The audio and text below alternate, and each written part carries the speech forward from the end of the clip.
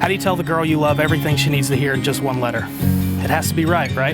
This letter has to be a resolved endeavor. It needs to be born of strength and pride and hope. It has to make fearless proclamation of the certainty of our future and somehow look backward on every step that it took to get us this far. Seeing you here, more radiant, dazzling than I've ever seen you before, brings me a happiness that I dare not try to describe. Being here with you, with our families, is a blessing I'll never deserve, but I'll work every day as long as I live to earn the right to be called yours. Kevin, I truly never thought this day would come for me. I've spent days, months, years thinking about this, praying about this, and dreaming about this.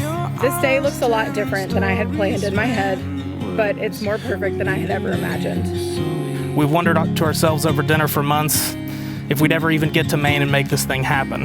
And it's really all we've had, is that hope. It's all we've been able to cling to. It's the one thing that's kept us moving forward. It's not irony that the same thing can be said about your influence in my life. It's not irony, it's quite the opposite actually, it's fate. It's our fate. Hope is what will bind us together and make our love for one another worth pursuing.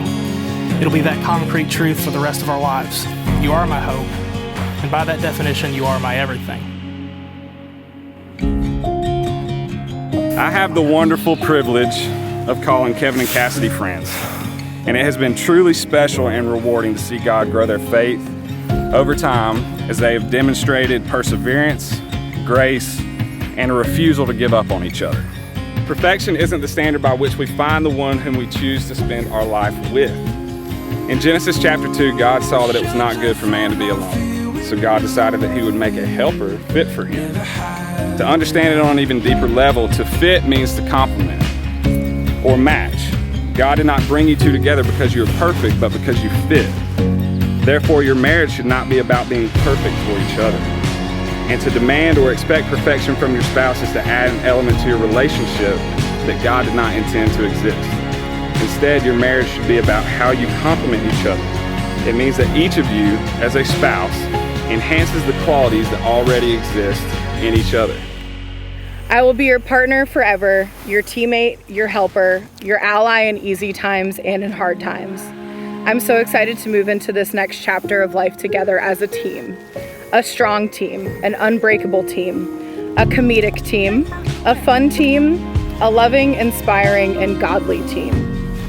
You're my person, my love, my boogaloo. Let's take care of each other forever. I love you. Lastly, I promise to love you without cease, in ways both delicate and direct, from this moment forward and every single tomorrow thereafter. It is my pleasure to pronounce them husband and wife in the name of the Father and of the Son and of the Holy Spirit. Those whom God has joined together, let no man separate.